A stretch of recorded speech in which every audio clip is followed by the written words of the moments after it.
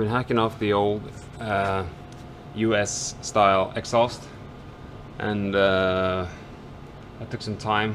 Destroyed maybe like 3 or 4 blades doing that, and now we have put on the triple Y headers and a couple of what's it called, cherry bombs to a 3-inch collector, and then going back to the, it's supposed to be like a rear silencer with double AMG tips on.